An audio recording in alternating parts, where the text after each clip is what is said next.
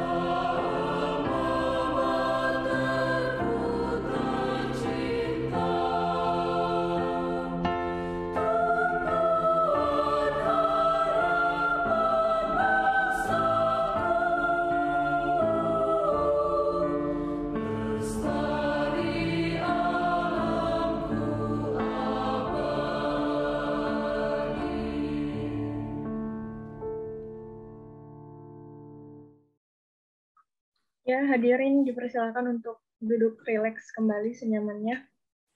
Memasuki acara selanjutnya adalah keynote speech dari Dekan Fakultas Hukum Universitas Mula Warman. Kepada Dekan Fakultas Hukum Universitas Mula Warman, Bapak Dr. Mahendra Putra Kurnia SHMH, dipersilahkan. Baik, terima kasih. Assalamualaikum warahmatullahi wabarakatuh. Terima kasih Mbak Adelia yang bertindak sekaligus MC sekaligus moderator pada siang hari ini. Pertama-tama saya ucapkan selamat datang dulu kepada para peserta kegiatan ini, baik itu dari mahasiswa Fakultas Hukum Universitas Mula Warman, dan tadi saya dengar informasinya ada juga yang berasal dari Fakultas Hukum Universitas Borneo Tarakan.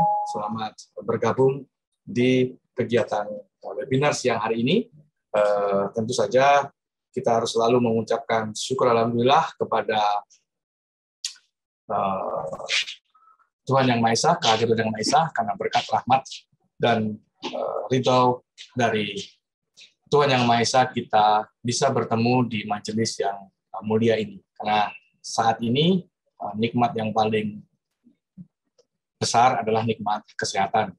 Dan kondisi yang seperti saat ini, kesehatan menjadi barang yang sangat-sangat mahal, dan bersyukurlah kita yang hari ini dalam keadaan sehat. Sekaligus kita mendoakan teman-teman kita, saudara-saudara kita, kolega-kolega kita yang mungkin hari ini dalam keadaan tidak sehat, semoga bisa pulih kembali dan semoga bisa beraktivitas, berjumpa bersama kita kembali.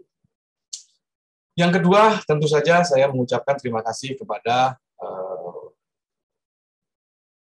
Ibu Griselda dan juga Pak Ahmad Ferry Kusuma Wardana yang pada siang hari ini berkesempatan untuk membagi ilmu, membagi pengalaman, karena kita tahu Bu Griselda adalah dosen pengajar di Fakultas Hukum Universitas Mula Warman, dan Mas Ahmad Ferry Kusuma Wardana adalah analis investigasi dan pengamanan perdagangan di Kementerian Perdagangan Republik Indonesia.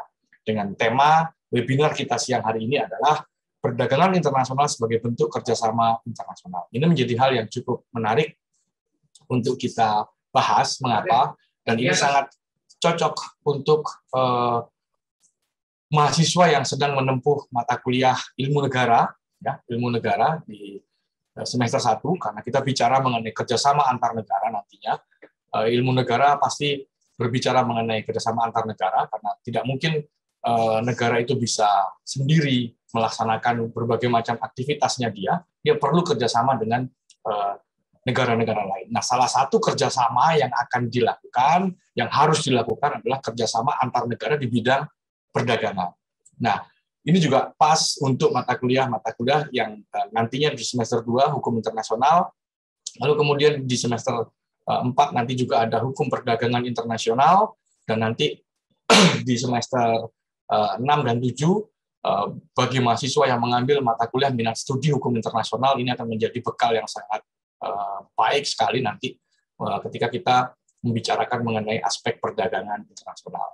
Ya, seperti yang tadi saya sampaikan, tentu saja perdagangan itu tidak sesederhana seperti yang kita lihat. Kalau zaman dulu mungkin kita perdagangan itu ya ke pasar, ke toko, secara tradisional. Hari ini posisinya kita sudah masuk ke era 4.0 di mana perdagangan internasional itu sangat-sangat berpengaruh. Hari ini kalian bisa membeli barang dari luar negeri, bisa memberi barang tertentu, tidak hanya di pasar Indonesia, tapi juga di pasar atau di market yang ada di luar negeri sana. Dan itu sudah, saya kira bagi anak-anak atau bagi generasi-generasi milenial sekarang, istilah-istilah perdagangan internasional itu bahkan mungkin mereka sudah paham, dan juga karena mereka juga sebagai pelaku, mungkin saja di antara mahasiswa kita ini ada yang juga memiliki toko online misalnya, atau memiliki sering melakukan transaksi-transaksi yang sifatnya online, dan itu sifatnya lintas batas negara. Siapa tahu ada yang beli, ya siapa tahu mau beli barang CD-nya K-pop langsung dari Korea sana. Ya bisa, sekarang nggak mesti harus menunggu lama, ya tinggal dicari website-nya yang jual, original store BTS misalnya, ya kan begitu, nah, langsung beli ke sana. Nah itu posisinya adalah salah satu bentuk perdagangan internasional yang semakin kompleks dan semakin berkembang setiap harinya bersamaan dengan perkembangan teknologi itu sendiri. Namun demikian, pada posisi kita siang hari ini dengan menghadirkan Ibu Griselda dan juga Pak Ahmad Ferry Kusumawardana yang dari Kementerian Perdagangan Indonesia akan coba membahas mengenai safeguard measures, ya, tindakan pengamanan dalam perdagangan internasional. Saya kira ini juga penting untuk melindungi kepentingan-kepentingan nasional. Nanti apa-apa saja yang masuk menjadi tindakan pengamanan terhadap kegiatan perdagangan internasional ini menjadi hal yang baik untuk diketahui, dipahami oleh mahasiswa baik di semester pertama atau semester 5 atau di semester 7. Nah, sekali lagi saya sangat berbahagia sekali siang hari ini Bu Griselda dan Mas Ahmad Ferry berkesempatan untuk membagi ilmu dan membagi pengalaman selama ini, terutama dari aspek normatifnya dan juga dari aspek praktikalnya seperti apa nanti. Nah, jadi bagi para mahasiswa, ya sebenarnya ini sama dengan mata kuliah, saat dihitung satu kali pertemuan, sehingga posisinya ini akan menjadi tambahan bekal bagi para mahasiswa untuk mendapatkan pengetahuan tentang perdagangan internasional dari aspek kerjasamanya. Saya kira itu yang bisa saya sampaikan untuk kegiatan siang hari ini. Semoga sukses sampai di akhir nanti, dan saya juga akan ikut serta sampai di akhir kegiatan, karena pas saya juga dosen hukum internasional, sehingga saya perlu belajar juga dari Bu Griselda dan Mas Ahmad Ferry ini, yang memang secara pengalaman, mungkin kalau saya kan akademisi ya, berarti lebih banyak bermain di ranah teori dan aturan. Sementara Mas Ahmad Ferry ini adalah praktisi yang langsung di Kementerian Perdagangan, yang langsung menangani soal bagaimana norma-norma, teori-teori dilaksanakan di perdagangan internasional. Salah satunya adalah safeguard measures ini. Sekali lagi saya ucapkan terima kasih kepada Mas Ahmad Ferry dan Ibu Griselda, serta para Mbak Adelia yang hari ini berkesempatan sebagai MC merangkap moderator. Bayarannya double nanti berarti ya, Bu Griselda ya, tolong diperhatikan Mbak Adelia posisinya, sama para operator yang juga bertugas pada siang hari ini. Ini memang dikaitkan dengan mata kuliah ya, sehingga materinya nanti juga pasti akan bisa digunakan untuk pembelajaran di mata kuliah seperti yang disebutkan tadi, di ilmu negara, hukum perdagangan internasional, hukum internasional. Saya kira itu yang bisa saya sampaikan. Kurang lebihnya mohon maaf. Selamat berdiskusi. Semoga membawa berkah bagi kita semua. Saya kembalikan lagi ke Mbak Adelia selaku MC dan moderator. Wassalamualaikum warahmatullahi wabarakatuh. Waalaikumsalam warahmatullahi wabarakatuh.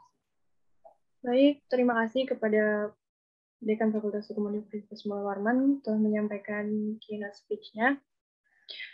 Ini kita akan memasuki acara inti, namun sebelum itu izinkan saya memperkenalkan diri.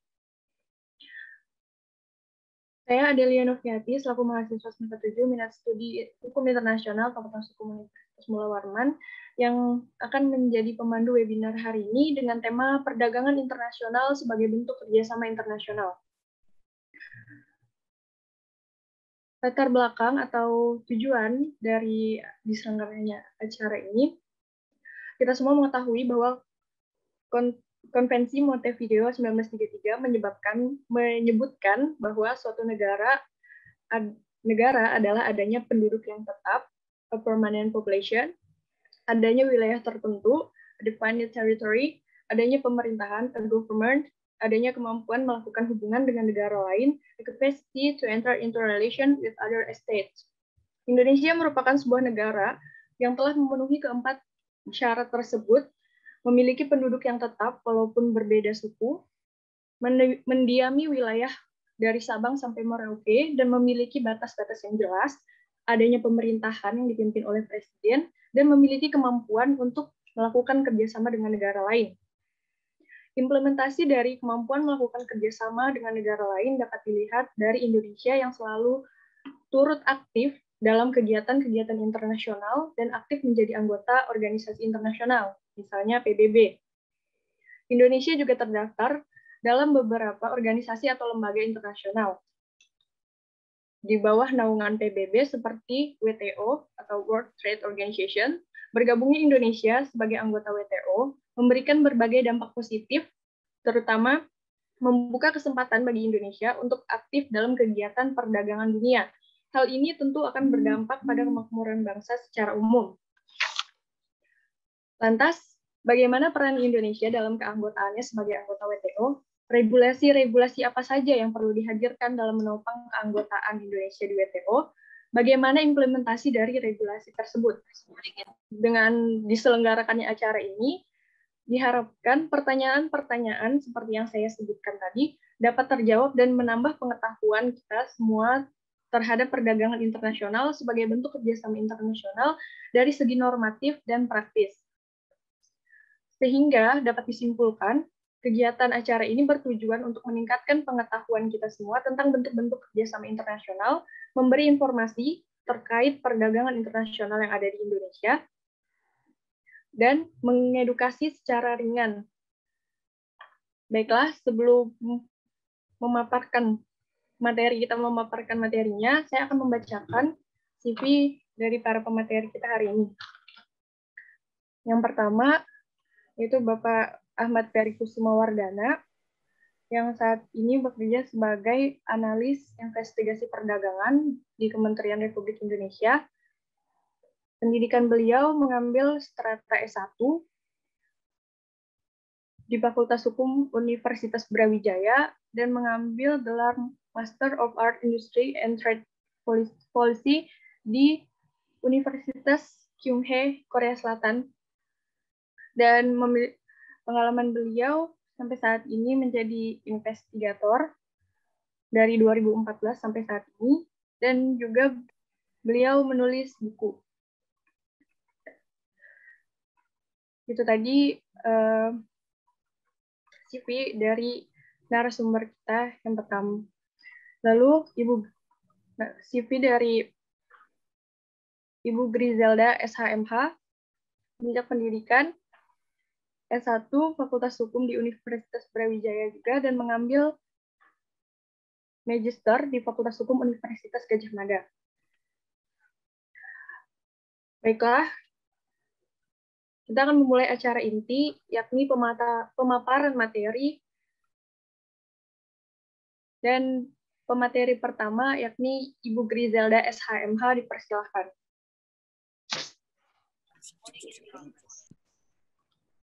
Ya, baik. Bismillahirrahmanirrahim. Assalamualaikum warahmatullahi wabarakatuh. Selamat datang teman-teman Fakultas Hukum Universitas Mula Warman. Selamat datang juga teman-teman Fakultas Hukum Universitas Borneo Tarakan, dan juga teman saya Bapak Ahmad Ferry Kusuma yang bersedia hadir untuk berdiskusi bersama kita. Juga tidak lupa saya ucapkan terima kasih kepada Bapak Dekan Dr. Mahendra yang bersedia untuk meluangkan waktunya menjadi opening speech di acara kita kali ini.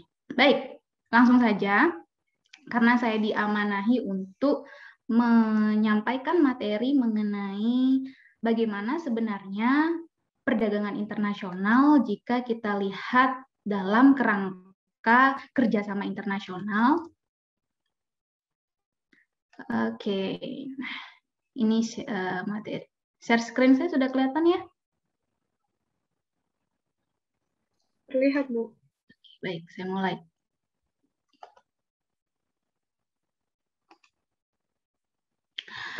Oke, sebenarnya ketika kita mulai berbicara mengenai aspek normatif dalam perdagangan internasional sebagai bentuk kerjasama internasional, pertama-tama teman-teman jangan pusing dulu melihat judulnya.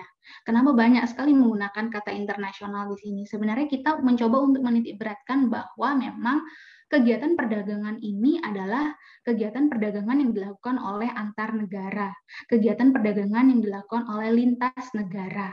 Kegiatan perdagangan ini dilakukan sebagai bentuk mempererat, sebagai bentuk kerjasama, menggali potensi-potensi yang ada di negara-negara tersebut untuk saling menguatkan. Nah, yang menjadi tanggung jawab saya adalah bagaimana aspek normatif dari kegiatan tersebut. Jika kita berbicara dari segi aspek normatif, kita akan berangkat dari kata norma dulu. Norma ini adalah ukuran, titik ukur, mana yang boleh dan mana yang tidak boleh. Berarti secara tidak langsung kita berbicara mengenai bagaimana aturan-aturan, bagaimana hal-hal yang boleh dan bagaimana hal-hal yang tidak boleh dilakukan dalam kegiatan perdagangan internasional ini. Pada dasarnya, ketika mulai berbicara tentang perdagangan internasional, tentu yang digunakan adalah hukum internasional itu sendiri. Kenapa? Karena pada dasarnya di kegiatan perdagangan internasional, subjek utamanya atau pelaku aktor utamanya adalah negara. Nah, perdagangan internasional ini diatur sebagai salah satu cabang dari hukum internasional. Ketika kita berbicara mengenai negara, kita harus memperhatikan dulu, apakah negara tersebut sudah menjadi subjek dari hukum internasional? Apakah negara tersebut sudah menjadi elemen dari hukum internasional? Ada regulasi, ada perjanjian internasional yang memberikan ketentuan. Negara yang seperti apa yang bisa dikategorikan sebagai subjek dalam hukum internasional? Adalah Konvensi Montevideo, tadi juga sudah di-mention oleh Mbak Adel. Menurut Konvensi Montevideo 1933, negara bisa dianggap menjadi subjek dalam hukum internasional itu adalah negara yang memenuhi kualifikasi. Ini tertuang di pasal 1 Konvensi Montevideo 1933. Apa saja kualifikasinya? Yang pertama, negara tersebut harus memiliki penduduk yang tetap. Penduduk yang tetap artinya apa? Penduduk yang tidak berpindah. Penduduk tersebut mendiami suatu wilayah tertentu, melakukan aktivitasnya di wilayah tersebut, dan menjalankan rutinitasnya. Tetap.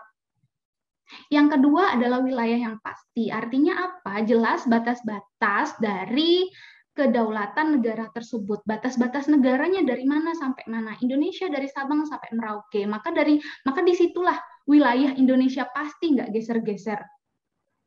Wilayah yang pasti. Dan ada pemerintah yang mampu menyelenggarakan kegiatan administratif di wilayah tersebut terhadap penduduk tersebut. Ini merupakan salah satu syarat dari negara bisa dikategorisasikan sebagai subjek dalam hukum internasional. Syarat berikutnya, syarat yang terakhir adalah kemampuan untuk melakukan hubungan dengan negara lain. Nah, yang menjadi pertanyaan kemudian adalah hubungan seperti apa yang harus dilakukan sehingga memenuhi aspek kemampuan melakukan hubungan dengan negara lain ini. Pada dasarnya, kemampuan untuk melakukan hubungan dengan negara lain ini berkorelasi dengan teori kedaulatan, dengan konsep negara yang berdaulat. Negara yang berdaulat itu identik dengan negara yang mampu melakukan kegiatan politiknya, kegiatan sosialnya, pertahanannya, pendidikan, dan kebudayaan, serta ekonomi. Misal, bagi negara berdaulat, ini muncul esensial atribut atau atribut pokok yang otomatis melingkupi negara berdaulat tersebut. Apa itu? Adalah the right of legacy, hak keterwakilan negara. Di mana ketika negara yang berdaulat, nah konsep ini dikenal dalam hukum diplomatik, di mana negara yang berdaulat akan dikenai droit delegation aktif dan droit delegasi pasif. Delegasi aktif artinya apa? Berhak untuk mengirimkan diplomatnya ke negara lain. Dan ini berkorelasi dengan membuka perwakilan-perwakilannya di negara lain. Jadi berhak untuk mengirimkan, itu adalah the right of legacy aktif. Kemudian ada the right of legacy pasif. Apa ini? Ini adalah kewajiban dari negara tersebut untuk menerima wakil dari negara lain. Korelasinya, dengan penerimaan wakil dari negara lain ini, maka dia juga menerima perwakilan dari negara lain untuk membuka kantor diplomatik di wilayah negara yang berdaulat tersebut. Ini merupakan salah satu bukti, salah satu wujud bahwa kemampuan negara dalam melakukan hubungan dengan negara lain itu biasanya ditandai dengan pembukaan hubungan diplomatik terlebih dahulu. Dari aspek politik. Kita lihat aspek yang kedua, sosial. Aspek sosial ini adalah kemampuan negara tersebut untuk bergotong royong dengan negara-negara lain, untuk menjaga kedamaian, untuk bersama-sama dengan negara-negara lain untuk menciptakan dunia yang sejahtera. Konkretnya apa? Indonesia secara aktif mengirimkan bantuan. Kemarin India baru habis kena gelombang COVID, kita aktif mengirimkan bantuan. Ketika Indonesia yang kena gelombang COVID lagi, maka Indonesia juga secara kontinu mendapatkan bantuan dari negara-negara lain. Jepang mengirimkan bantuan, Amerika mengirimkan bantuan. Tidak hanya pada saat COVID ini, jauh sebelum COVID, kita juga sudah melakukan hal-hal tersebut.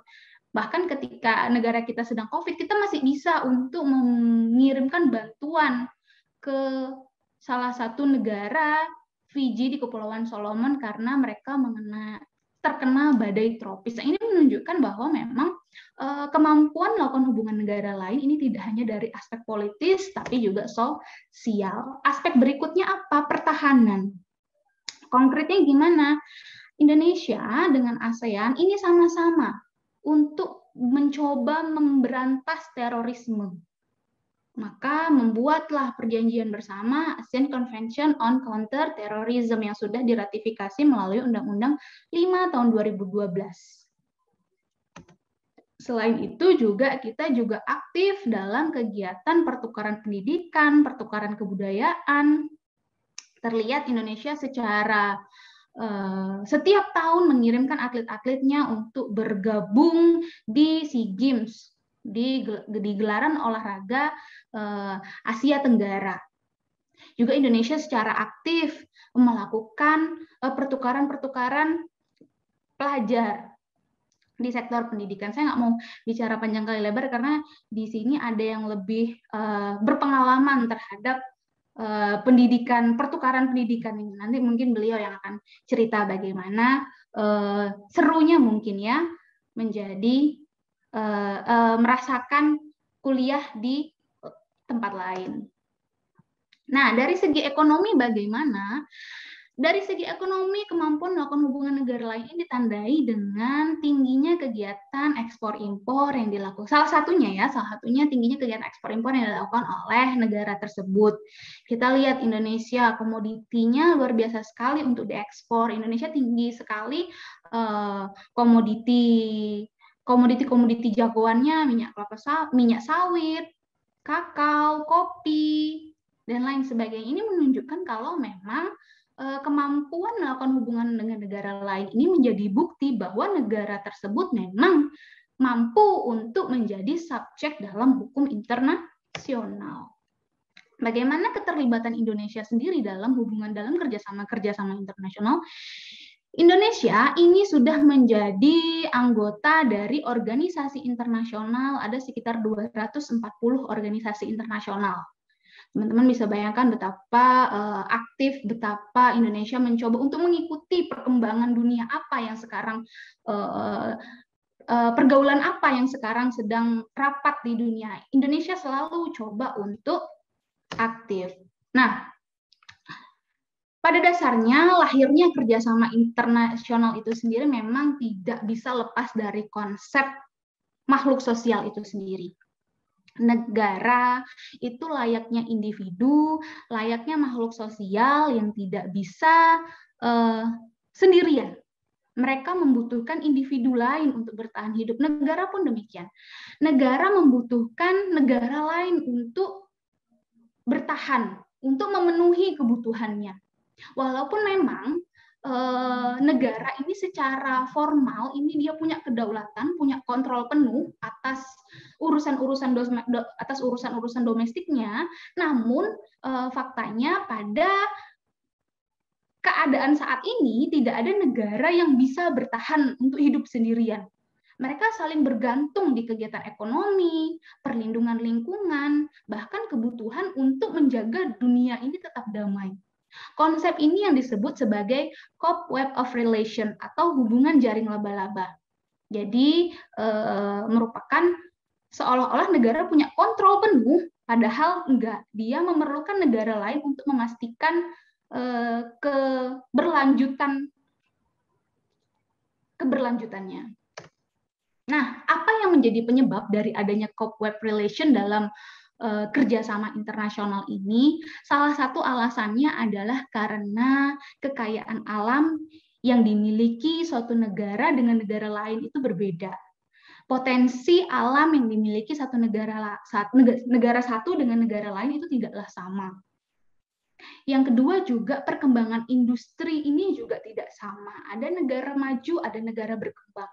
Ada negara yang kaya akan hasil teknologinya, ada juga negara yang biasa-biasa saja, ada negara yang hanya kaya di sektor alam. Nah, ketimpangan hal inilah yang membuat faktor kenapa negara-negara ini harus saling bekerja sama, harus saling melakukan hubungan internasional.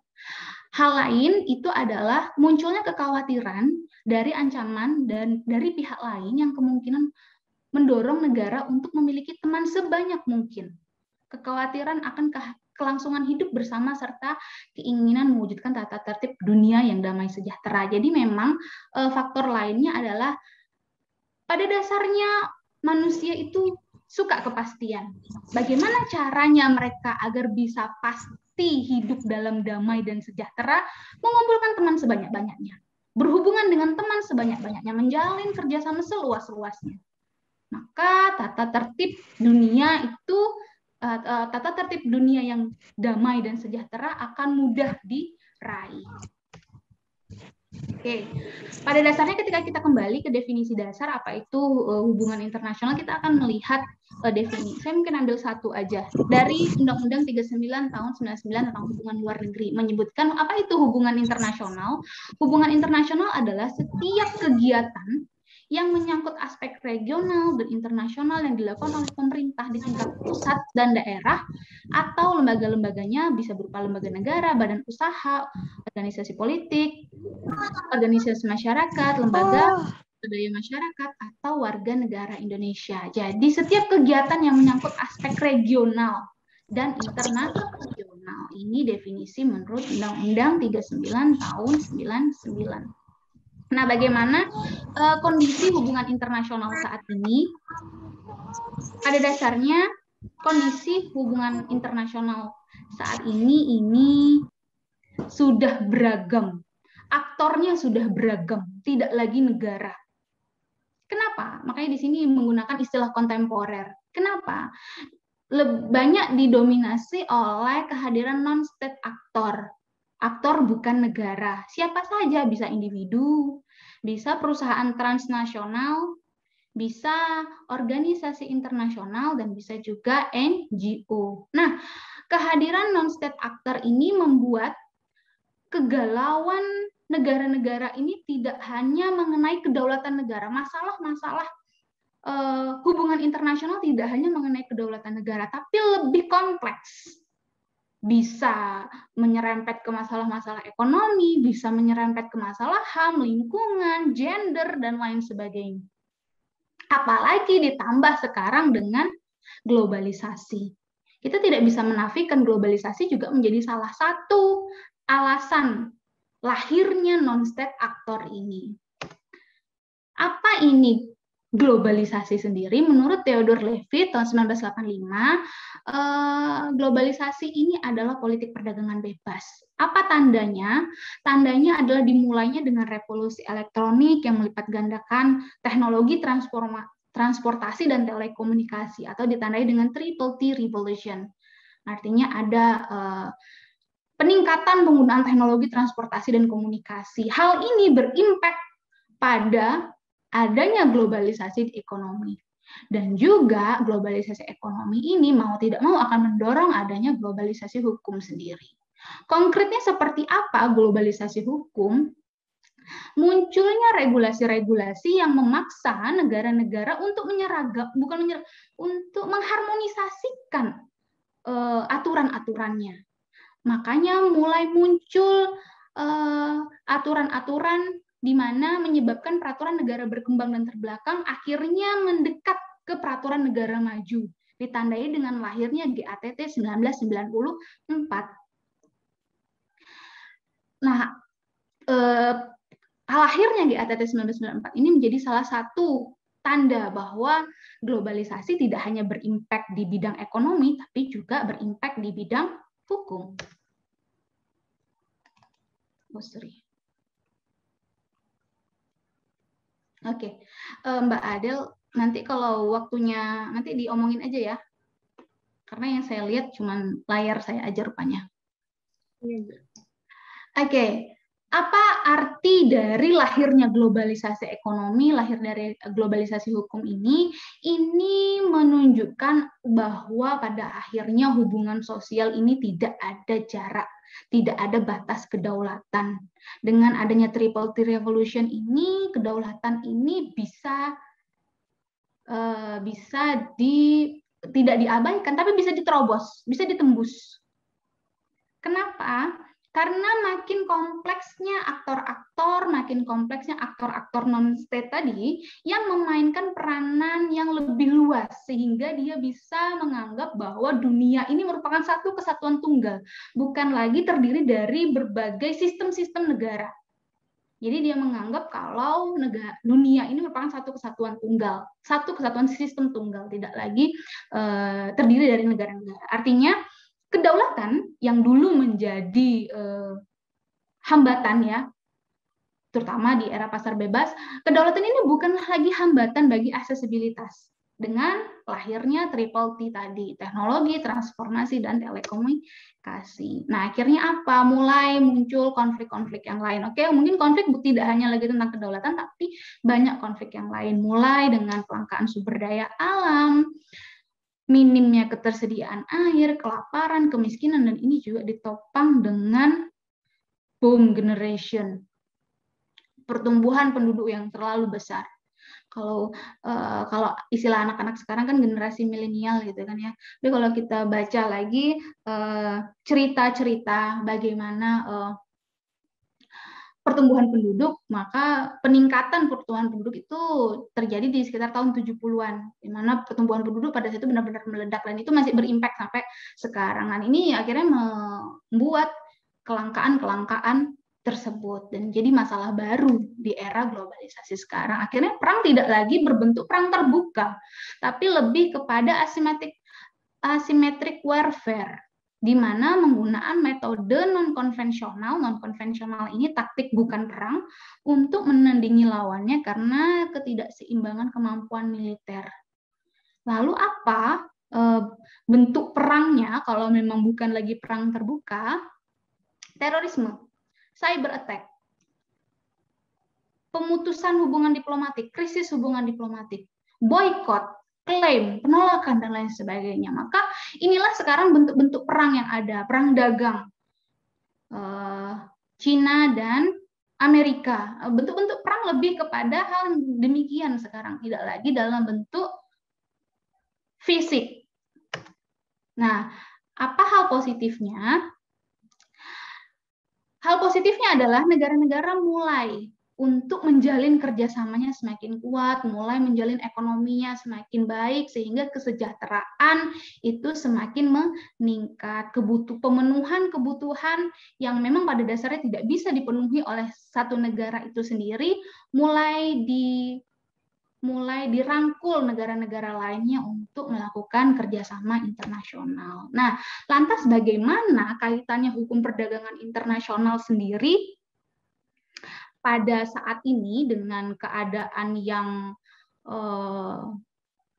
dalam dinamika globalisasi ini?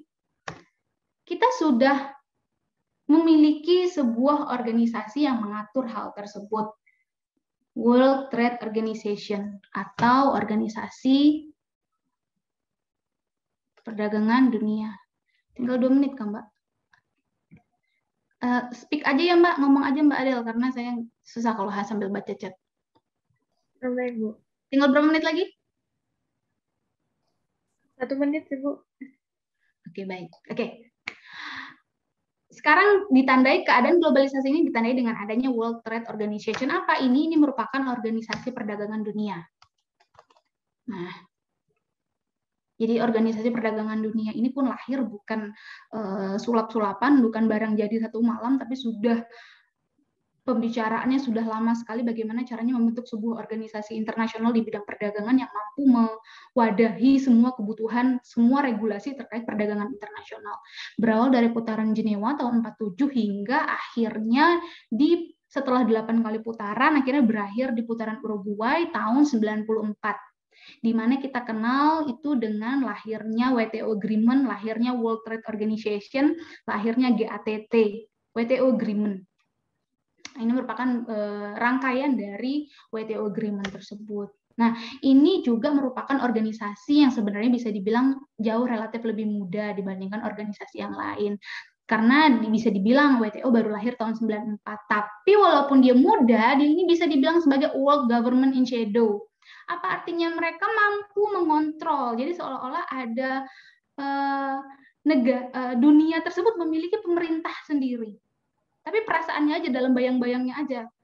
Jadi tidak secara nampak ada memang world government-nya, tapi ya hanya sekedar bayang-bayang. Kenapa dibilang demikian? Karena banyak sekali hal-hal yang aturan-aturan WTO yang memaksa negara-negara tersebut untuk menyelaraskan dengan rangkaian aturan-aturan yang ada di WTO tersebut. Ya, memang pada dasarnya lahirnya WTO adalah untuk peningkatan standar hidup, pembukaan lapangan pekerjaan, menambah pendapatan real, mengembangkan produksi barang dan jasa. Tapi pada dasarnya instrumen lahirnya WTO Agreement ini lahir untuk mengurangi hambatan, reduction of trade barriers, dan mengeliminasi diskriminasi terhadap barang. Jadi barang yang masuk, barang yang keluar itu tidak boleh didiskriminasi, tidak boleh didiskriminasi, dibedakan. Nah, kemudian fungsi dari WTO sendiri ada 5.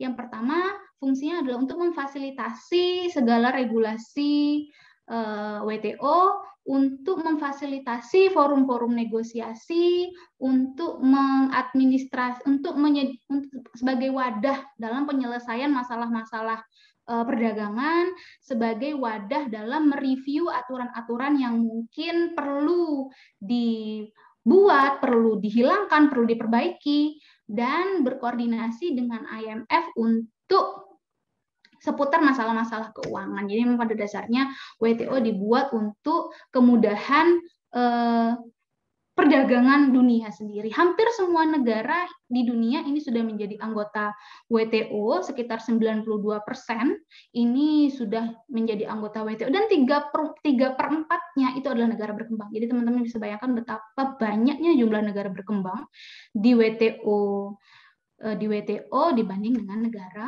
maju. Hingga 2016 ada sekitar 164 anggota dengan 23 observer. Nah, jadi ada 2 caranya untuk menjadi anggota WTO, bisa dengan melalui original membership atau accession way. Original membership ini adalah negara yang memang sudah mengikuti pembentukan WTO agreement itu. Accession way ini adalah negara-negara yang baru belakangan mencoba untuk mengikatkan diri pada anggota WTO. Nah, apa kewajiban ketika negara-negara tersebut sudah menjadi anggota dari WTO? Mereka harus memastikan kesesuaian hukum, aturan-aturan, dan prosedur administratifnya sebagaimana yang tercantum dalam WTO Agreement. Jadi mereka harus memastikan aturan-aturan nasionalnya sesuai dengan regulasi-regulasi WTO Agreement. Bisakah negara anggota ini mengundurkan diri? Bisa. sejak 6 bulan ketika dia mengajukan pengunduran dirinya, dia bisa mengundurkan diri dari WTO, tapi sayangnya ketika dia sudah mengundurkan diri, dia tidak bisa lagi menjadi anggota WTO, sehingga memang koreksi saya kalau saya salah, setahu saya belum ada negara yang mengundurkan diri dari WTO, tapi koreksi saya kalau saya salah.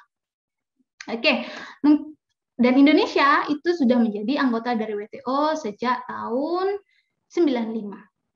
Nah, jadi Indonesia sudah ikut dalam kegiatan perdagangan internasional ini setahun setelah WTO tersebut hadir.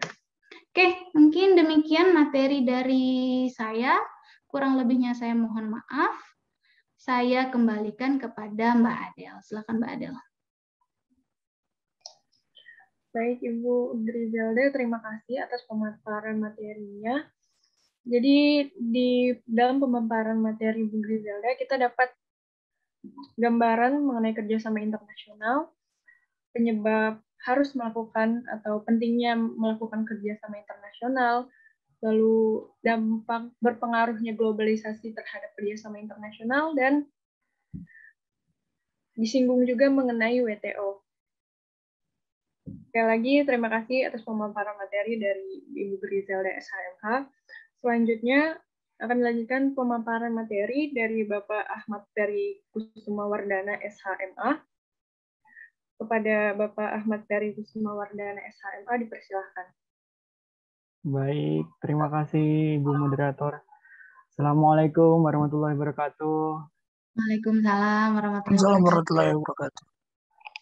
Terima kasih saya ucapkan kepada Bapak Dekan, Bapak Dr. Mahendra Putra, dan terima kasih juga buat ini rekan sejawat saya sebenarnya, dia teman saya dari S1 di Malang, yaitu Ibu Griselda, dan kepada adik-adik semua, baik mahasiswa Universitas Mula Warman maupun mahasiswa universitas lain. Izinkan saya untuk memperkenalkan diri. Saya Ahmad Ferry Kusuma Wardana atau biasa dipanggil Ferry. Saya bekerja di Kementerian Perdagangan. Izin share saya sudah terlihat ya? Kelihatan, Pak. Sudah kelihatan ya. Baik, terima kasih Ibu. Ya, jadi secara singkat tadi sudah dijelaskan oleh moderator bahwasanya saya bekerja sebagai investigator di Komite Pengamanan Perdagangan Indonesia.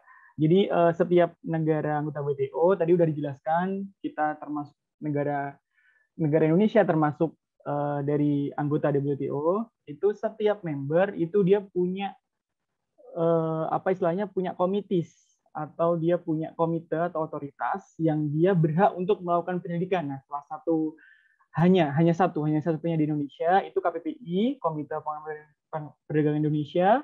Itu dia adalah otoritas resmi, terus penyelidik terkait tindakan pengamanan perdagangan. Tapi sebelum masuk ke safeguard measures yang sudah dijelaskan oleh Bapak Mahendra, Bapak Dekan tadi, izinkan saya untuk menjelaskan secara umum dulu.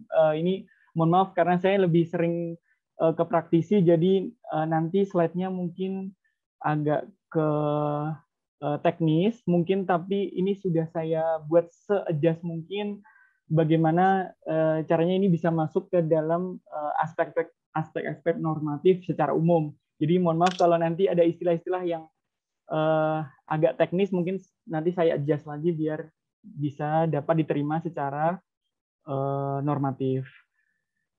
Tidak masalah, Mas Ahmad Ferry. Justru yang teknis-teknis itu yang kita butuhkan untuk melengkapi aspek-aspek normatifnya. Tidak masalah. Justru bagus kalau ada aspek-aspek teknisnya. Baik, terima kasih Pak. Untuk melengkapi pemahaman baik secara normatif ataupun secara teknis. Kan gitu. Baik. Monggo, lanjut. Baik, terima kasih Pak Dekan. Kalau sudah dapat izin berarti saya lebih akan confidence ini. Jadi brief summary-nya. Jadi bahwasanya tadi sudah dijelaskan dari Ibu Griselda bahwasanya Indonesia adalah negara anggota WTO, terus bahwasanya sebuah negara itu adalah termasuk sebagai subjek hukum internasional. Terus anggota WTO itu bukan hanya negara, tetapi bisa separate kayak Hong Kong, kayak Chinese Taipei seperti itu. Jadi ini adalah salah satu bentuk kerjasama under WTO rules. Jadi ini adalah sebagian Indonesia telah mempunyai beberapa perjanjian internasional, baik itu bilateral maupun regional, yang di mana ini menjadi sebuah kompleksitas dari antar negara WTO. Tadi juga sudah disinggung oleh Ibu Griselda bahwasanya memang anggota WTO atau si organisasinya WTO itu lebih ke a world government in shadows tadi kan. Bahwasanya ini adalah bayang-bayang pemerintah negara. Tapi memang benar bahwasanya semua peraturan dari negara anggota WTO, baik itu peraturan domestiknya atau peraturan pengaturan untuk ke luar negerinya, itu harus tunduk dan patuh terhadap agreement-agreement yang sudah disepakati oleh anggota WTO. Makanya ini adalah salah satu cara untuk para negara anggota WTO untuk beyond WTO rules. Jadi dia lebih dari WTO. Jadi ini adalah cara-cara bahwasanya setiap negara anggota WTO itu bisa membuat kebijakan masing-masing, baik itu antar negara yaitu bilateral, jadi hanya antar Indonesia dengan Jepang, mungkin Indonesia dengan Australia gitu. Jadi hanya antar kedua negara, dan regional itu terdiri dari beberapa negara seperti kelompok. Saya kasih contoh di sini ada AKFTA, berarti di sini ASEAN, Korea, Free Trade Agreement. Jadi di sini negara anggota ASEAN ada 10 negara mempunyai perjanjian regional dengan Korea. Gitu. Jadi dia mengatur aspek-aspek kebijakan kerjasama perdagangan internasional ini untuk bisa keluar dari peraturan WTO, di mana peraturan tersebut yang mengekang bahwasanya dia tidak bisa keluar dari kebijakan-kebijakan industri dalam negerinya, kebijakan-kebijakan yang dia atur baik di dalam maupun di luar negeri.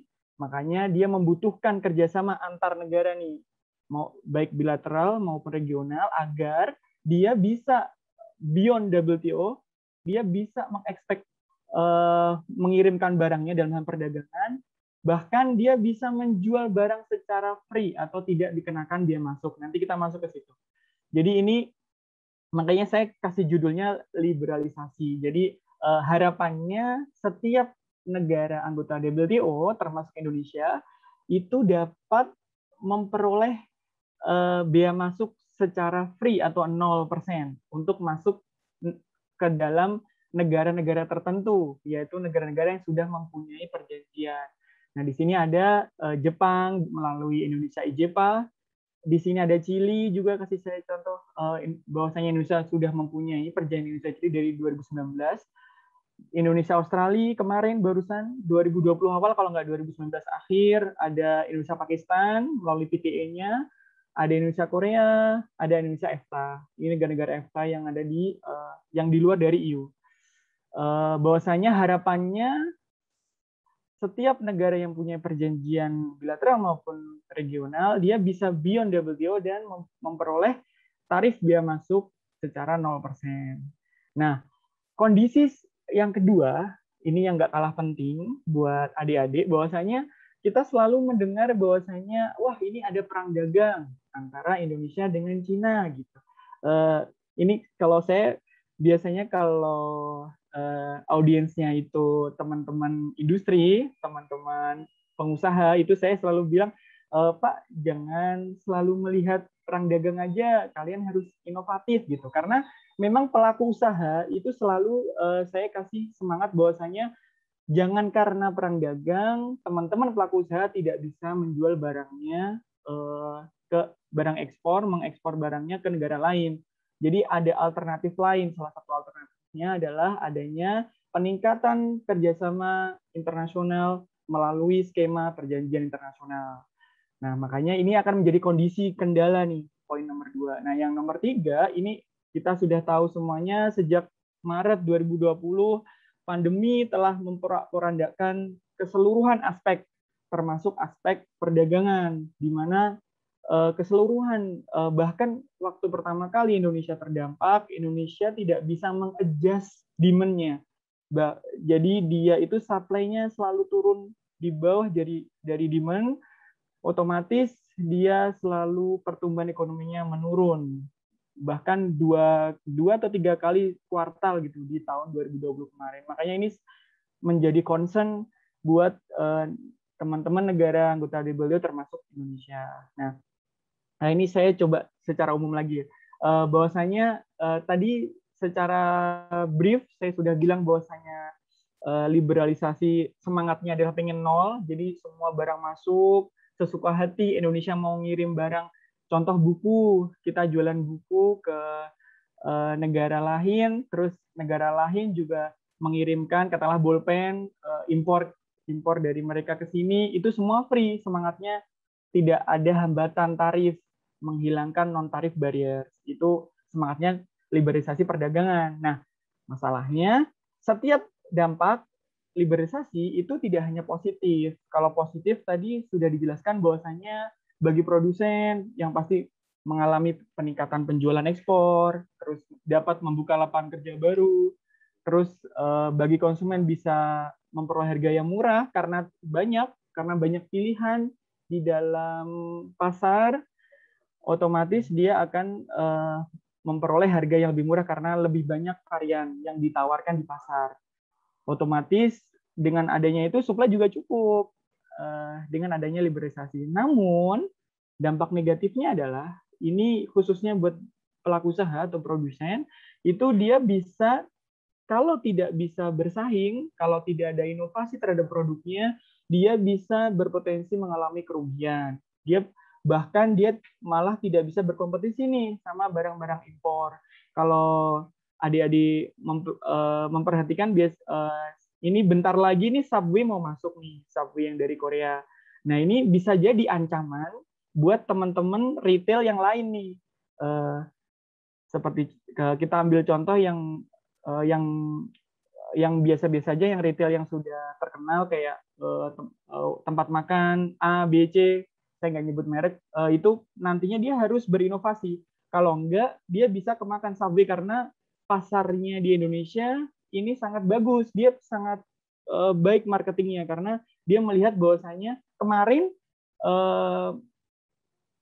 retail yang depannya M, saya nggak nyebut, kalian udah tahu ya kalau untuk penggemar drama Korea, itu kemarin dia berinovasi dengan bekerja sama dengan salah satu brand atau salah satu musisi yang ada di negara Korea. Itu sangat sukses sekali, bahkan sampai ditutup kan berbagai. Apa, Pak?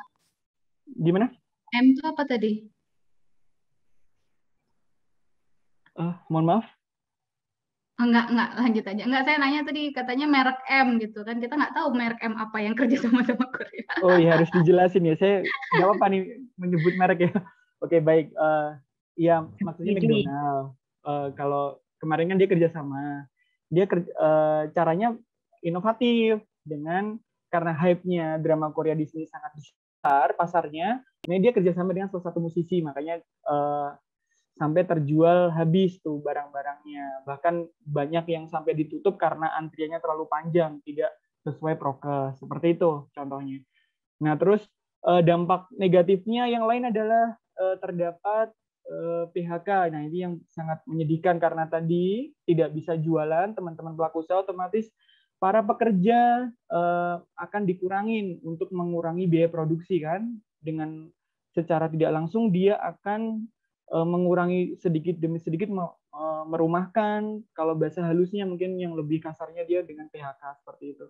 Nah, ini yang selalu kami dari teman-teman otoritas ini nge-backup ini atau membantu teman-teman pelaku usaha, terutama buat pekerjanya apabila terdampak liberalisasi sampai di PHK seperti ini. Nah, ini selanjutnya saya kasih judul trade law karena jadi mungkin ini semester yang ini ya, 5 atau 6 ya, tapi atau enggak gini, ini anggaplah ini ilmu negara, terus di dalamnya ada hukum internasional, terus di dalam hukum internasional ada hukum perdagangan internasional gitu ya. Jadi di sini tadi saya jelaskan bahwasanya WTO itu mempunyai berbagai macam agreement. Salah satu agreement yang ada adalah trade remedies. Nah, trade remedies ini adalah pemulihan perdagangan atau pemulihan kerugian akibat adanya perjanjian internasional maupun akibat dari lonjakan impor yang semakin banyak. Nah, salah satunya adanya safeguard measure. Cuman bedanya kalau sebagai gambaran buat adik-adik, kalau anti dumping, kalau dumping mungkin sering dengar ya, bahwasanya Indonesia dituduh dumping, Indonesia dikenakan dumping 50% oleh negara Uni Eropa, oleh negara Amerika, itu pasti sering dengar teman-teman atau adik-adik. Nah, ini kalau dumping sama subsidi, ini dia itu unfair. Jadi dia itu kalau dumping, dia mengambil atau menjual barangnya ke luar negeri itu lebih murah harganya dibanding dia jualan di dalam negeri. Nah, makanya itu ada aspek price effect di situ, ada analisa harga di dalam dumping. Begitu juga subsidi. Kalau subsidi ini karena mendapatkan subsidi dari pemerintah, otomatis teman-teman pelaku usaha bisa jualan ekspor. Nah, karena terdapat subsidi ini dianggap unfair oleh agreement on WTO, otomatis tindakan tersebut jadi tidak fair buat pelaku usaha yang lain, terutama buat tujuan ekspor, untuk pesaing-pesaing tujuan ekspor. Nah, kalau safeguard ini dia berbeda. Safeguard ini buat yang fair. Jadi tidak ada tindakan yang dia tidak adil. Jadi semuanya sesuai. Jadi mau jualan boleh dengan dikenakan biaya masuk sesuai dari yang sudah diterapkan. Terus mungkin kalau ada kerjasama internasional tadi, mungkin ada IJPA tadi, Jepang masuk ke sini karena yang seharusnya biaya masuknya 10%, karena IJPA jadi 0%.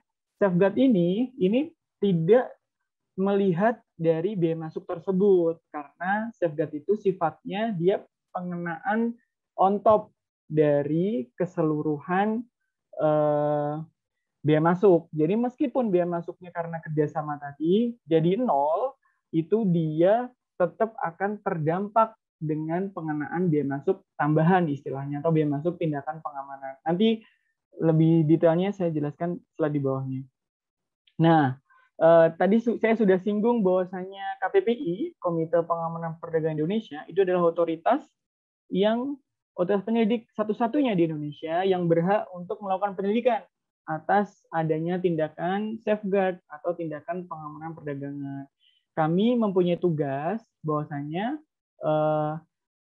untuk pembuktian adanya kerugian serius, istilahnya kalau di kami kerugian serius atau kerugian, atau ancaman kerugian serius. Nanti saya jelaskan lebih detail, tapi mohon maaf ini memang lebih teknis, Bapak Mahendra. Jadi ini untuk menganalisis adanya hubungan sebab akibat dengan lonjakan jumlah impor. Detailnya nanti saya jelaskan setelah di bawahnya. Sama kami juga bertanggung jawab kepada Menteri Perdagangan. Jadi setelah kami selesai melakukan penyelidikan, kami melaporkan kepada Menteri Perdagangan dan kami memberikan rekomendasi untuk dikenakan atau tidak dikenakan tindakan pengamanan perdagangan. Untuk lebih jelasnya nanti ada di slide di bawah. Nah, ini dasar hukum. Ini kurang elok kalau kita mengajar di Fakultas Hukum tapi nggak ngomong dasar hukum ya dari tadi. Jadi ini udah dari ratifikasi. Jadi WTO tadi establishment yang dijelaskan sama Ibu Griselda ini sudah dilakukan ratifikasi dari tahun 94, Undang-Undang 7 tahun 94. Jadi keseluruhan agreement yang ada di WTO itu sudah menjadi hukum positif yang harus dianut oleh teman-teman pelaku usaha, teman-teman stakeholder, ya, baik pelaku usaha mikro maupun makro yang ada di Indonesia. Jadi kita harus tunduk dan patuh terhadap peraturan atau agreement yang sudah disepakati oleh teman-teman negara anggota WTO. Dan turunannya kita juga punya Undang-Undang 7 tahun 2014 terkait perdagangan dan Peraturan Pemerintah Nomor 34 tahun 2011. Ini adalah dasar mengapa KPPI sebagai otoritas untuk melakukan penyelidikan atas adanya tindakan pengamanan perdagangan atau safeguard tadi. Nah, ini saya cerita secara histori. Tadi sempat disinggung bahwasanya pembentukan WTO itu melalui konvensi yang sangat panjang tuh, dari konvensi Jenewa sampai konvensi apa tadi ya Ibu Griselda, saya lupa saya. Uruguay Round. Sampai Uruguay Round sampai bahwasanya itu akhirnya terbentuklah WTO gitu kan. Nah, si safeguard ini ada di dalam salah satu round di dalam perjalanannya untuk menjadi WTO. Awalnya ini dia masih GATT. Jadi gini, safeguard itu di dalam sejarahnya dia itu bahasanya adalah emergency measures. Jadi kita memperlakukan pengenaan tindakan pengamanan ini atau safeguard ini harus dalam kondisi emergency dulu. Jadi ini yang selalu jadi highlight tuh dari setiap adanya. Kalau dalam praktek tuh saya cerita dikit bahwasanya kalau kami melakukan tuduhan ke negara lain untuk mengenakan tindakan pengamanan gitu, kita menerima konsultasi dari negara lain, dari Jepang, dari Amerika, dari Uni Eropa gitu. Nah itu selalu dia yang ditekankan adalah emergency measure. Dia selalu bilang tidak ada kondisi emergensi atau kondisi kritis yang dialami oleh industri dalam negeri. Selalu seperti itu. Makanya ini yang selalu dibawa dari teman-teman eksportir karena mereka tidak mau nih dikenakan tindakan pengamanan karena nanti akan mengganggu aktivitas perdagangan mereka karena ada biaya masuk tambahan tadi. Nah, ini selalu ditekankan nih. Nah, sejarahnya adalah ini dari tahun 47. Bahwasanya di dalam artikel 19 GATT ini dibilangnya bahwasanya safeguard-nya adalah emergency action on imports of particular products. Jadi hanya produk-produk tertentu yang dapat dikenakan tindakan pengenalan perdagangan atau safeguard measure. Nah, setelah tadi saya jelaskan di Uruguay Round, ini dia disebutnya adalah gray area measures. Kenapa gray? Menarik nih. Nanti akan dibahas di bawah. Sebentar. Sejak tahun 47. Nah, kenapa gray? Karena sebelumnya tuh nggak ada. As there were no rules on those measures. And bla bla bla and no need to compensate. Jadi memang di dalam Uruguay Round ini benar-benar sejarahnya tindakan pengamanan perdagangan ini benar-benar area yang sangat gray, area yang benar-benar dimanfaatkan oleh teman-teman anggota WTO untuk saling tuduh-menuduh nih, si A menuduh si B, negara C menuduh negara D, seperti itu. Jadi tidak ada pengaturan, belum ada sebuah perjanjian atau agreement, kesepakatan bersama bagaimana cara mengatur si tindakan emergensi ini, karena kondisi emergensi setiap negara itu pasti sangat relatif.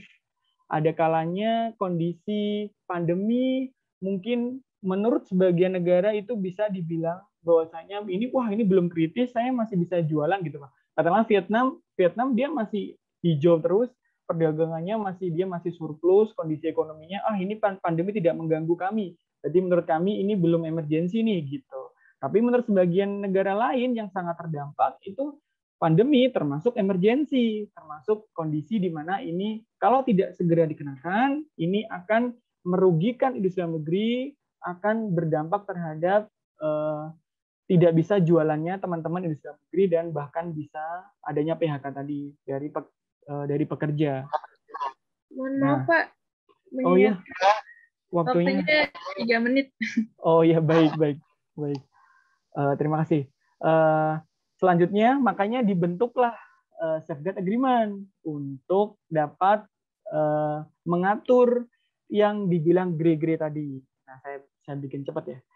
Jadi dari safeguard agreement tahun 95, makanya semua negara harus tunduk dan patuh terhadap safeguard agreement. Ini strukturnya nanti bisa dibaca sendiri. Nanti kalau bisa di-share dari teman-teman panitia, bisa di-share ini slide saya. Dan ini secara brief aja ya, ke prosedurnya. Kalau tahapan pra itu ada asistensi, teman-teman industri datang ke kami mengajukan permohonan. Terus kalau memang terbukti ada indikasi awal, kita melakukan penyelidikan. Setelah penyelidikan, kita melakukan hearing, public hearing. Terus kalau memang terbukti bahwasanya ada kausalitas antara lonjakan impor, itu memang terbukti bahwasanya menyebabkan adanya kerugian serius maupun ancaman kerugian serius, maka kami melakukan rekomendasi untuk mengenakan tindakan pengamanan kepada Menteri Perdagangan. Terus selanjutnya ada pertimbangan Komite Nasional, ini ada kementerian lembaga untuk memberikan masukan kepada Menteri Perdagangan. Terus ada konsultasi tadi saya jelaskan dari negara eksportir bisa men-challenge putusan dari Indonesia kenapa dikenakan biaya masuk seperti ini. Dan selanjutnya tadi persyaratan dari penyelidikan, intinya ada 3 poin. Adanya lonjakan impor minimal 3 tahun terakhir. Ini adalah syarat mutlak dari Agreement on Safeguard tadi yang sudah disepakati antara anggota WTO. Yang kedua, adanya kerugian serius. Ada berbagai macam, ada minimal 7 indikator kerugian serius atau ancaman kerugian serius, seperti contoh volume, produksi, penjualan, produktivitas, tenaga kerja, laba rugi, dan lain sebagainya. Dan itu harus ada kausalitas, tadi saya jelaskan, lonjakan impor harus menyebabkan si kerugian serius atau ancaman serius. Maka boleh negara anggota WTO untuk melindungi industri dalam negeri dalam hal ini mengenakan tindakan pengawasan perdagangan. Dan manfaatnya ini dapat mencegah terjadinya kerugian serius, manfaatnya bisa dapat menumbuhkan lagi industri, dapat bersaing lagi, dapat jualan lagi, karena impor mengalami relaksasi karena ada biaya masuk tambahan tadi, dan harapannya dapat menambah potensi penerimaan negara karena memang ini bentuknya adalah tarif atau bisa jadi kuota. Kalau bentuknya tarif, dia bisa menjadi tambahan biaya masuk untuk negara lain. Kalau masuk, dia harus melakukan biaya masuk tambahan ke negaranya. Dan sebagai informasi juga, bahwasanya Indonesia menjadi peringkat pertama dalam hal pengenaan tindakan safeguard. Jadi ini sudah cocok banget nih teman-teman adik-adik Universitas Mula Warman belajar di KPPI, terutama di Indonesia, bahwasanya kami lumayan aktif dalam hal pengenaan tindakan pengenaan perdagangan untuk melindungi industri kita atau pelaku usaha kita. Makanya kami sejak tahun Juni 2020 kami nomor 1 di dunia dalam hal pengenaan tindakan pengenaan perdagangan. Di bawah nomor 2 adalah India. Dan kalimat penutup saya, karena ini kebanyakan adalah mahasiswa baru, selamat datang di Universitas Mula Warman, Fakultas Hukum. Nanti jejak kalian, jejak pertama kalian, itu semua akan ditentukan apa yang kalian pijak itu akan menjadi penentuan untuk masa depan kalian. Oleh karena itu, semangat belajarnya, semoga masa depan kalian cerah dan baik. Terima kasih. Wassalamualaikum warahmatullahi wabarakatuh. Waalaikumsalam warahmatullahi wabarakatuh. Baik, terima kasih atas pemaparan materi yang telah disampaikan oleh Bapak Ahmad Ferry Kusumawardana SHMA. Dari pemaparan materi Pak Ferry, kita dapat menyimpulkan betapa pentingnya tindakan pengamanan safeguard measures dalam kegiatan perdagangan internasional. Yang dimana tadi kita juga mengetahui salah satu yang dapat fenomena yang bisa mempengaruhi perdagangan internasional ditandai dengan liberalisasi perdagangan internasional yang memiliki dampak negatif dan positif bagi perdagangan internasional, perang dagang, dan pandemi COVID-19 yang 2 tahun terakhir melanda. Baik, memasuki acara yang selanjutnya dengan berakhirnya pemaparan materi dari 2 pemateri kita pada hari ini, kita akan memasuki sesi diskusi dan tanya jawab. Jadi untuk seluruh peserta webinar dalam virtual room Zoom ini yang ingin bertanya bisa raise hand, nanti saya akan memilih, atau bisa chat di kolom chat kalau malu menyampaikan pertanyaannya.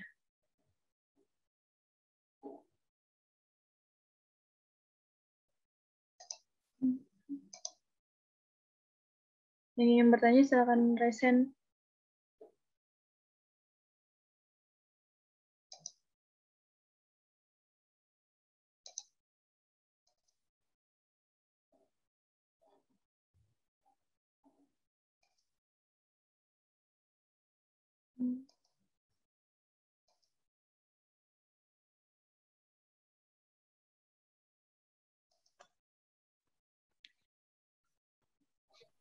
Kalau teman-teman semester 1 mungkin bingung. Tapi kalau teman-teman semester 7, ya barangkali teman semester 7.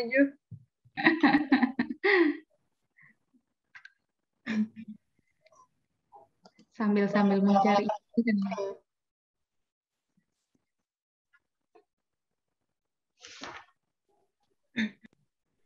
Ya baik, silakan Mas Jaid Ali Yazan pertanyaannya.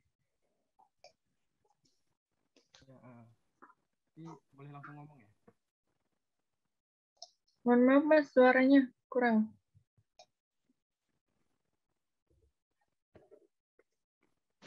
Tes terdengar? Iya. Ya, terima kasih atas kesempatan telah diberikan. Saya ingin bertanya kepada Bapak Ahmad, apakah ketika suatu negara ini menerapkan prinsip safeguard, apakah negara yang bersangkutan ini dapat mengajukan gugatan karena merasa dirugikan dengan kebijakan tersebut, Pak? Terima kasih.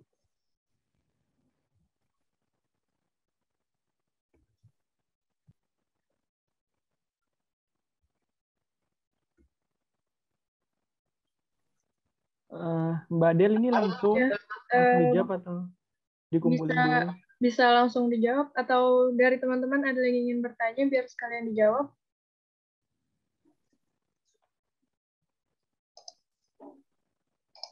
Mungkin sambil menunggu pertanyaan lain, Pak, bisa langsung dijawab saja. Silakan.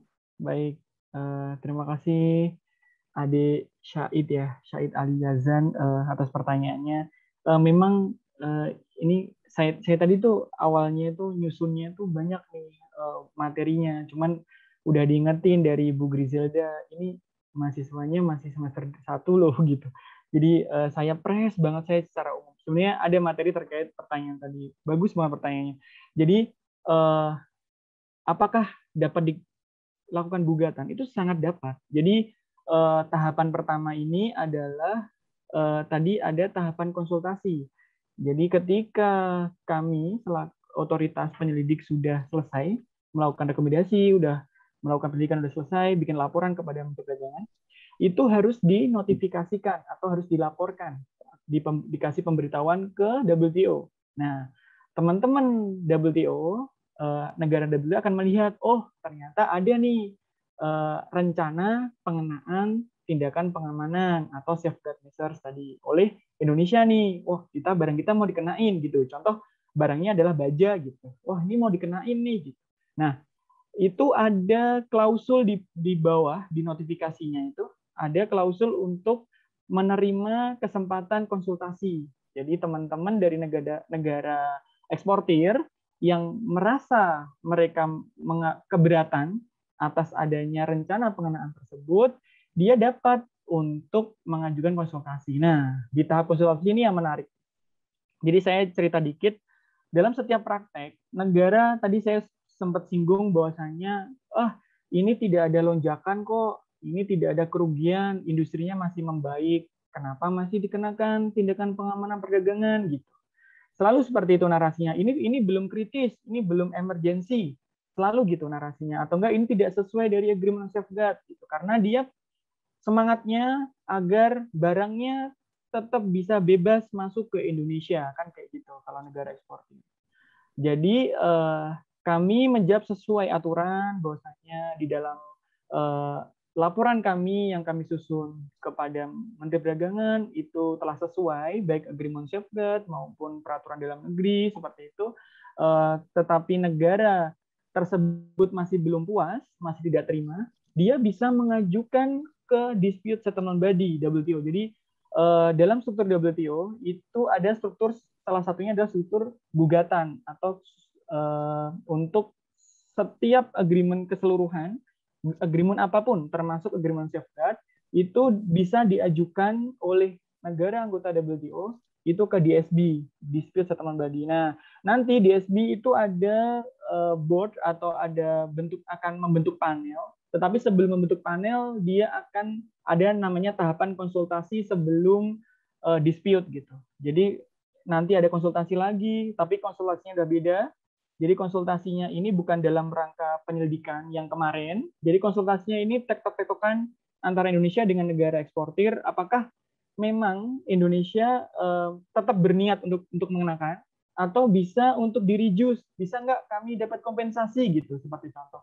Dia intinya dia melobi Indonesia agar men-take down rencana pengenaannya, atau enggak nanti kita lanjut ke dispute gitu. Nah, di tahap itu Indonesia tetap nge-defense, tetap dengan posisinya gitu. Contoh, si negara eksportir itu dapat lanjut untuk establish on panel. Jadi dia teman-teman DSB nanti akan membentuk panel. Nah, di dalam tahapan panel ini biasanya ada tiga hakim. Ada 3 hakim yang nantinya dapat untuk istilahnya mensidang kasus ini gitu. Jadi nanti dari pihak penggugat seperti apa pandangannya, pihak tergugat seperti apa. Nanti ada istilahnya third parties atau third submission. Jadi nanti ada negara di luar dari pihak penggugat sama tergugat itu boleh join ke dalam dispute settlement. Mungkin nanti ada sesi tersendiri nih untuk penjelasan penyelesaian sengketa, karena memang ini mungkin bisa masuk materi, ini kan materinya hukum perdagangan internasional ya, Bu Grazilda ya, kalau nggak salah ya. Jadi nanti lebih dalamnya nanti bisa lah melalui Bu Grazilda, nanti kita ngadain forum ini lagi ya, Pak Dekan ya. Jadi ini intinya tadi Mas atau Ade Syahid, jadi ada itu klausul bahwasanya nanti bisa ngajuin gugatan, karena tidak seperti perlombaan. Kalau perlombaan kan keputusan juri tidak bisa diganggu gugat, tuh nggak ada tuh, di WTO nggak ada. Semua fairness, prinsipnya adalah semuanya adalah prinsip keadilan, prinsip transparansi yang jelas. Jadi apapun keputusan dari negara under WTO itu tidak mutlak benar, makanya harus perlu diuji melalui dispute tadi kalau ada yang tidak merasa keberatan seperti itu. Terima kasih. Terima kasih Pak Ahmad Ferry, jawabannya sangat jelas dan memuaskan sekali Pak. Terima kasih Pak.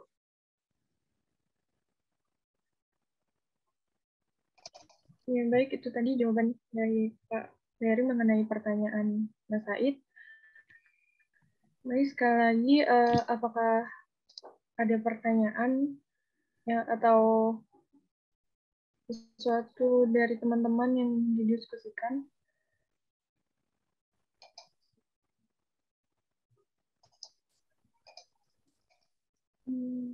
Yang skripsinya mungkin nanti minat ke hukum dagang internasional ya. Nah, mungkin bisa dilihat-lihat nanti kan, mumpung ada pakar ya Pak Ferry ya. Bukan gitu Bu. Boleh lah nanti main-main ke sini ya, yang lagi menulis skripsi mungkin atau magang. Wah, terbuka ini kesempatan. Ya, teman-teman HI yuk, bisa yuk.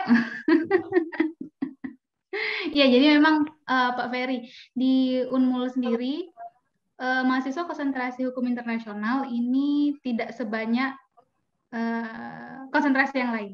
Ya, angkatan ini berapa, Said, jumlahnya? 10. 10. Jadi kelasnya ya, 10, enak. Bener ya, 10 ya. Ya bener tuh, bukan saya. Kelasnya enak, kita intimate gitu, satu sama lain. Jadi nanti kan bisa tambah intimate, apalagi yang memang mau ke arah sana. Oke, mungkin ada lagi pertanyaan? Iya, sambil saya ingatkan untuk link absensi ada di kolom chat ya, teman-teman. Oke, mungkin bisa Mbak Adel kalau memang cukup. Oke, mungkin sesi diskusi dan tanya jawabnya kita cukupkan. Sebentar, Pak Dekan, Bu Rika mungkin ada tambahan? Atau Ibu dosen yang lain, Bapak Ibu dosen yang lain ada tambahan, silahkan. Dipersilakan kepada Bapak dan Ibu dosen jika ada yang ingin disampaikan. Ya, kalau saya sih karena penjelasannya sudah cukup runtut ya, saya kira itu menjadi hal yang sudah cukup baik. Nanti tinggal bagaimana ini bisa diimplementasikan di dalam kelas, Bu Griselda, kan begitu ya. Materi dari Pak Mas Ahmad Ferry tadi luar biasa untuk situasi praktisnya, kan tinggal nanti. Selama ini kan kita cuma bicara konsep ya Pak ya. Benar, bagaimana kita menjelaskan ulang itu yang mungkin juga agak repot. Kenapa Pak? Karena nanti kalau memang agak sulit, gampang, kita suruh tonton aja di YouTube kan, nanti kan pasti disiarkan ini posisinya. Nanti Luar tinggal suruh biasa. tonton di YouTube. Karena saya Betul, juga betul. khawatir kalau karena ranah kami adalah ranah konsep dan teori serta norma, khawatir kalau menjelaskan ulang sesuatu yang sifatnya praktikal itu menjadi bias. Dia mendingan langsung nonton saja kan begitu, Bu Kris ya. Iya, Dan Pak, betul. begitu. Itulah kenapa perlunya collab kalau zaman sekarang ya antara praktisi dengan kita yang ada di kampus supaya mahasiswa bisa banyak mendapatkan pemahaman bukan hanya secara normatif tapi langsung dari praktisinya. Begitu. Ya, baik, terima kasih Pak Mahendra. Mungkin sebelum ditutup, ada diberikan waktu untuk closing statement kepada para pemateri. Untuk closing statement yang pertama mungkin dari Ibu Griselda, SMA, dipersilakan.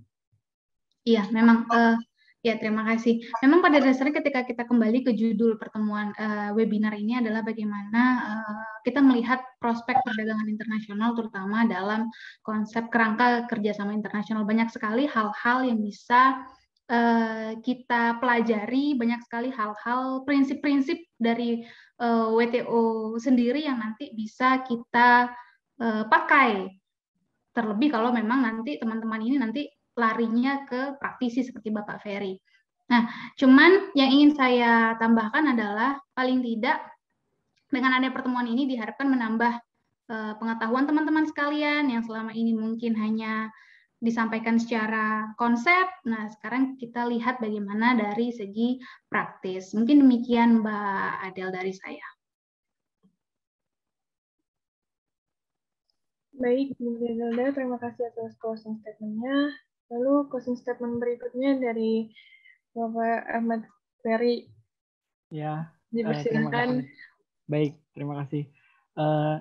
Closingnya kayaknya lebih tepatnya terima kasih buat Bapak Mahendra yang wabil khusus teman-teman Fakultas Hukum dan terutama buat Ibu Griselda, terima kasih banyak atas kesempatannya untuk kami dapat menyampaikan pandangan dari teman-teman praktisi bahwasanya memang Indonesia ini sangat aktif dalam hal pengenaan safeguard. Jadi tadi disinggung juga dari Pak Dekan atau Pak Mahendra bahwasanya teman-teman selama ini mempelajari secara normatif. Nah, ini sangat bagus banget kolaborasinya normatif maupun praktisi.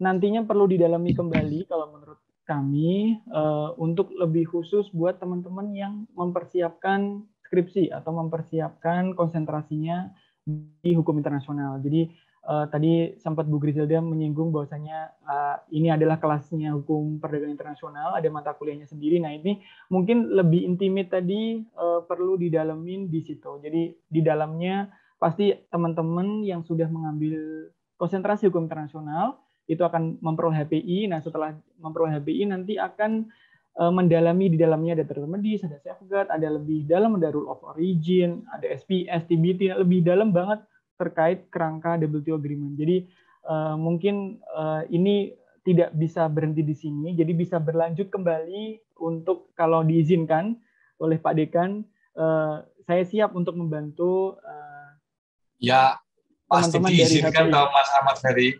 Pasti diizinkan kalau untuk kepentingan mahasiswa dan kepentingan kemajuan kelembagaan serta pengembangan keilmuan, kolaborasi antara kita, antara seperti saya bilang tadi, antara kita yang di kampus dengan Mas Ferry yang ada di praktis, posisinya ya itu harus terus-menerus seperti itu. Bahkan nanti suatu saat Bu Gris bisa ya, langsung kita di mata kuliah, begitu bukan webinar begini, dosen tamu kan begitu kan bisa kalau Mas Ahmad Ferry ini ya.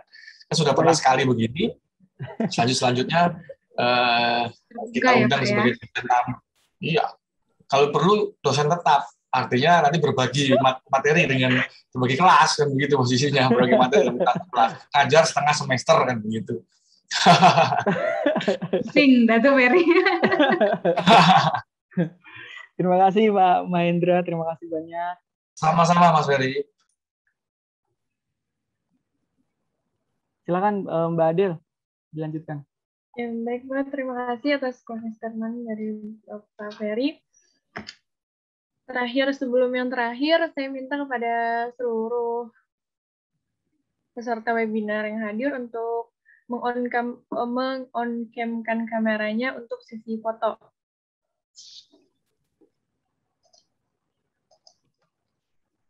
Ini pada teman-teman, jadi di sini ada 5 slide ya. Pak Mahdan sudah siap? Mungkin Pak Mahdan yang aba-aba kali ya. Iya.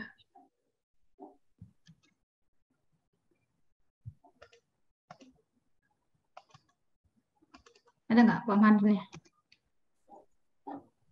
Ya, Atau saya aja lah, kalau nggak ada Pak Mahdannya. Oke ya. Slide 1 ya, 1, 2, 3. Oke, sebentar.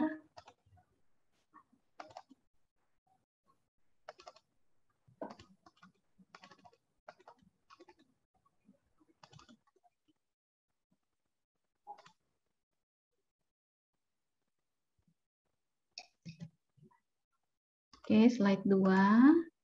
1, 2, 3.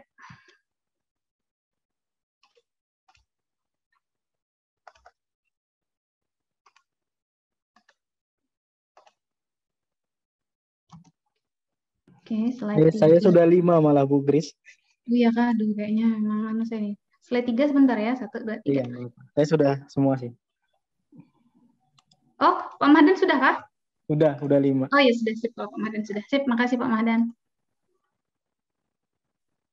Baiklah, berakhirnya sesi foto tadi, berakhir pula acara diskusi dan tanya jawab kita pada hari ini dalam tema perdagangan internasional sebagai bentuk kerjasama internasional.